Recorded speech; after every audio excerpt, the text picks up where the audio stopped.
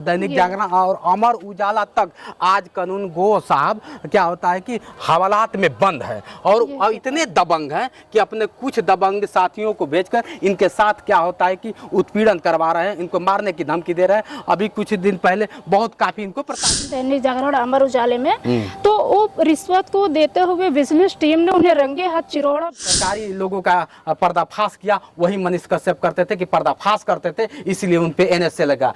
आप लोग कमेंट करके बताइए क्या लगता है कि ऐसी महिलाएं और मनीष जैसे लोग सच्चाई दिखाने पे जेल होगा? उनका कोई सुनेगा नहीं क्या?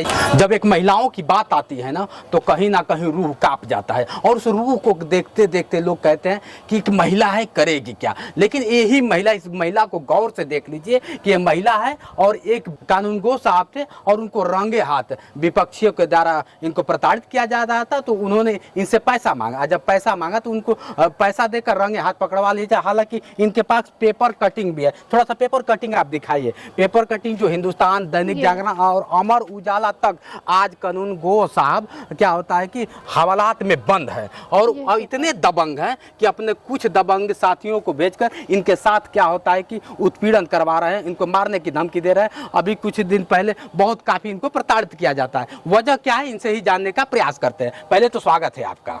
आपको बहुत बहुत धन्यवाद। क्या है, क्या मतलब मैं देखा बहुत काफी मामला आपका रहा, क्या वजह है? मेरा मकान बन रहा था, पैतृक भूमि थी। तो उस मकान को बनने के ना बनने की वजह में हमारे क्षेत्र के क्षेत्राधिकारी लेखपाल ममता पटेल और हमारे क्षेत्र के हल्के के कानूनगो सुप्रीम सिंह जो मुझसे बहुत ज्यादा पैसे की मांग कर रहे थे। बहरहाल उस मौके पर पैसा पहले सुप्रीम सिंह कानूनगो लेने की मांग की है। तो मैं रिश्वत नहीं देना चाह रही थी, लेकिन मैं पैसा ना दे रही थी। इसकी वजह से मेरा मकान रोक दिया गया और आज भी मेरा मकान रुका हुआ है, शटरिंग लगा हुआ है। मेरा बहुत सारा नुकसान हो रहा है। इनको थोड़ा सा उस जगह बताइए, जो कौन सा जगह है आपका इलाहाबाद में? मैं बता रही हूँ। मेरा इलाहाबाद फूलपुर थाना क्षेत्र अंतर्गत पाली बाबूगंज का मामला है जो सारे पेपर में आउट हुआ है, हिंदुस्तान, दैनिक जागरण, अमर उजाले में। तो वो रिश्वत को देते हुए विजिलेंस टीम ने उन्हें रंगे हाथ चिरौड़ा, बाबूगंज बाजार चिरौड़ा में अरेस्ट कर लिया। जब उन्हें अरेस्ट कर लिया, अरेस्ट करने के बाद थाना थरवाई में ले गए। उस पर कार्रवाई हुआ, पूछताछ हुआ। उसकी कार्रवाई होने के बाद जब वह जेल जा चुका था, उसके बाद से हमें उस दिन, उसके दूसरे दिन तो शांत था। तमाम प्रकार की धमकियां, अननोन तरीके से धमकियां मिली। और उसके बाद उसके दूसरे तीसरे दिन से हमारे यहाँ पूरी रात पुलिस आई। अब पूरी रात पुलिस आई, न उनके पास कोई राइट पेपर होता था, न ही किसी को ऑर्डर होता था। हमें कोई भी पेपर में मांगते आप किसके आदेश से आए हैं, क्या रीजन है जो आप आ रहे हैं मेरे यहाँ। लेकिन हमारे पुलिस आती भी थी तो इतना चोरी चुपके से आती थी कि हम जिसको बता नहीं सकते। जैसे होता है ना, चोर आ रहे हैं चोरी करने, उस तरह से हमारे यहाँ 2 दिन तक कोई आवेदन लेकर नहीं आता था कि आपके नाम पे आवेदन पड़ा हुआ है इसलिए हम आपके पास आए? कोई आवेदन नहीं होता था। पुलिस आती थी, वो किस मकसद से आती थी इस बात को मुझे नहीं जानकारी। मैं इसको जानना चाहती हूँ, मेरे घर इतनी रात और पूरी रात पुलिस क्यों आती थी? लेकिन वहाँ समस्या इस बात की, अननोन तरीके से धमकी मिली, पुलिस के द्वारा हमें प्रताड़ना मिला। पूरी रात पुलिस आई, हम लोग को मानसिक रूप से टॉर्चर किया गया। उसके बाद इसी 17 तारीख को कुछ किसान यूनियन के भेष में हमारे गांव में पहले एक किनारे में साजिश रचे। वहाँ पे जय श्री राम के नारे लगे। जय श्री राम के नारे से आपत्ति हमको नहीं है। वहाँ बीजेपी को वोट देने की कसमें खिलाया गया, कसमें खाए लोग। उसके बाद मौके पे हमारी मम्मी, भाभी और एक छोटा भाई था। मेरी भाभी को बच्चा हुआ था। उस मौके जिस दिन वो लोग आए थे, ज्यादा से ज्यादा बच्चा 25-26 दिन का रहा बस। उस लोग लाठी डंडा लेकर के काफी लोग आए थे। वीडियो पड़ा है आपके पास? हमारे पास सारे। चलिए उस वीडियो मैं आपको दिखाऊंगा, उस वीडियो को आप गौर से देखिएगा। साक्ष्य देती हूँ। उसके बाद मेरे घर वाले कैसा भी करके मम्मी लोग जान बचाकर गांव की तरफ भागे तो वही दबंग लोग गांव तक दौड़ाए। मुझे इस बात की जानकारी हुई। मैंने तुरंत, मैं इलाहाबाद थी, मैंने तुरंत इंस्पेक्टर साहब को इस बात की जानकारी दी, हमारे यहाँ विवाद हो रहा है, प्लीज आप सपोर्ट कीजिए। मौके पर कोई पुलिस नहीं गई। 112 गाँव के लोग 112 नंबर पुलिस बुलाए, पुलिस गई। इससे मामला थोड़ा शांत हुआ। शाम तक फैमिली वाले जाकर के थाने पर एप्लीकेशन दिए। उस मौके पे इंस्पेक्टर साहब मेरा एप्लीकेशन लेने नहीं आए। एप्लीकेशन लेने नहीं आए। आप गई थी थाने में एप्लीकेशन? हाँ, मैं गई थी, मेरी भाभी लोग गई थी। भाभी मम्मी को लिवा करके गए थे। उनके गोद में एक मासूम बच्चा है जो 25-26 दिन का बच्चा था बस। अच्छा, ये मामला कितना दिन हो गया? अगर देखा जाए मामला लगभग मेरा 2-2.5 महीने हो गए। 2-2.5 महीने से आप मतलब थाना का चक्कर काट रही हैं और कोई थानेदार सुन नहीं रहा है? उसमें कोई किसी कार्रवाई नहीं हो रही है। लेकिन हमारे यहाँ जब विवाद ये लोग लाठी डंडा लेकर के आए, बाहरी गुंडे आए, अब बाहर के लोग आए, मारने पीटने की साजिश से रचे, कुछ भी हुआ कैसा भी करके जान बचा के गांव की तरफ भागे। 100 नंबर पुलिस है, उससे थोड़ा मामला शांत हुआ, एप्लीकेशन दिए गए, उस पर कोई कार्रवाई नहीं। वहाँ मौके पर पुलिस आज तक जांच करने नहीं गई, पुलिस आज तक उस पर FIR नहीं दर्ज की, उस पर अभी तक कोई कार्रवाई नहीं हुई। लेकिन हम लोगों को अननोन तरीके से धमकियां मिल रही है। जिस थाने पे कानून को सुप्रीम सिंह को अरेस्ट करके पुलिस ले गई थी, थाना थरो, उसी थाना क्षेत्र के अंतर्गत कल नहीं परसों हमारे यहाँ कुछ लोगों ने चोरी के साजिश या चोरी के उस परिवार में मर्डर हो गया। तो कल हमारे यहाँ कुछ लोग आकर के अननोन तरीके से धमकी दे करके गए कि जिस तरह से वहाँ हुआ है उसी कुछ दिन बाद यहाँ भी होगा। अच्छा, इस तरह से धमकियां मिलने लगी। इस तरह से हमें धमकियां मिली। आपको क्या शक है, किस पे कानून गो की वजह से ऐसा सब हो रहा है? देखिए इसमें कहीं देखिए, मैं अभी तक मैं पुलिस के ऊपर उंगली नहीं उठा रही थी, लेकिन मैंने पुलिस के रवैया को देखते हुए मैं कह रही इसमें कहीं न कहीं पुलिस की भी साजिश है, पुलिस की साजिश भी है और उसके साथ साथ कानून गो का भी है और कुछ ऐसे अन्य लोग भी हैं जो अपर कास्ट के लोग हैं, हमारे विपक्षी को मोहरा बना करके बाहरी लोग आकर के मारपीट कर रहे हैं। मैं कई लोगों नाम भी दर्शा सकती हूँ, लेकिन मैं नाम यहाँ नहीं बता रही हूँ, मैंने FIR में नाम दर्ज कराया हुआ है। चलिए, अभी आपने तत्काल घटना एक देखा है, इसी तरह का घटना तो मैं ये बता रही हूँ कि मैं जब कल गई, मैं 3.5 घंटा थाने पे बैठी, 3.5 घंटा मैं थाने बैठी। मैंने इंस्पेक्टर साहब से रिक्वेस्ट की, इंस्पेक्टर साहब आज है, कल मैंने निवेदन किया सिपाही द्वारा, वहाँ के जो भी गार्ड वगैरह थे, मैंने उनसे रिक्वेस्ट किया भैया इंस्पेक्टर साहब बुला दीजिए, मुझे मिलना है। 3.5 घंटा मैंने इंतजार किया, लेकिन इंस्पेक्टर साहब मौके पर नहीं आए, उस पर अभी तक कोई कार्रवाई नहीं हुई।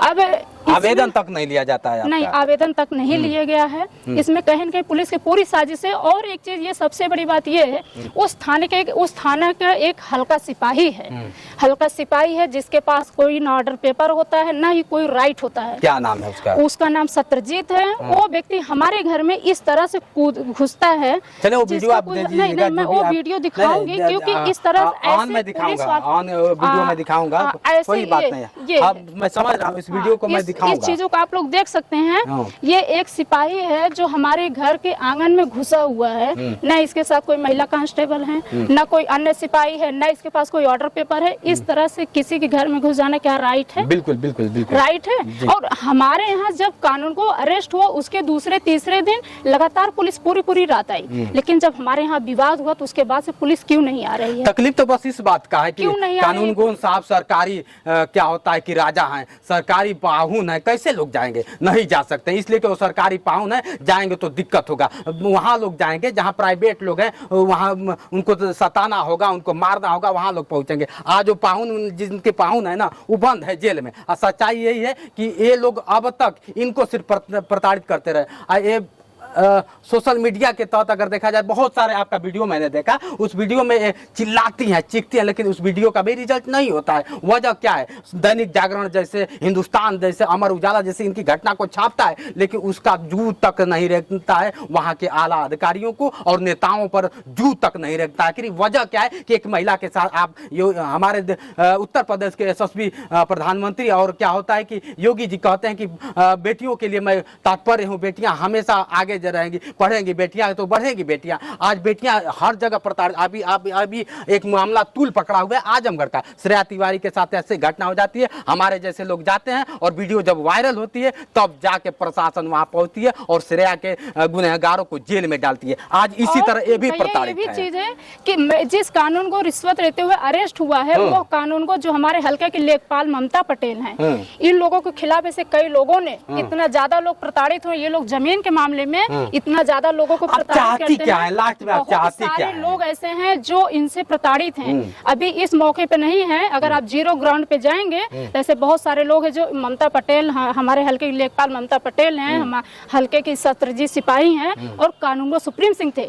ये लोग इतना जनता को तड़पाए हैं। ऐसे बहुत सारे लोग हैं जो आपके यहाँ आएंगे और उन लोगों के खिलाफ मुकदमा भी चल रहा है। देख लीजिए, सच्चाई है कि अगर उनको ये बकस देते कि आप ले लीजिए, उनको अगर ये रिश्वत दे देती तो आज ये दिन नहीं देखना पड़ता। तब आज मुझे ये दिन नहीं देखना पड़ता, लेकिन मुझे पता है ना मैं रिश्वत आपको क्यों दूं। मैं दलाली तो कर नहीं रही हूँ, मैं चोरी तो की नहीं हूँ, मैं आपको रिश्वत दूं।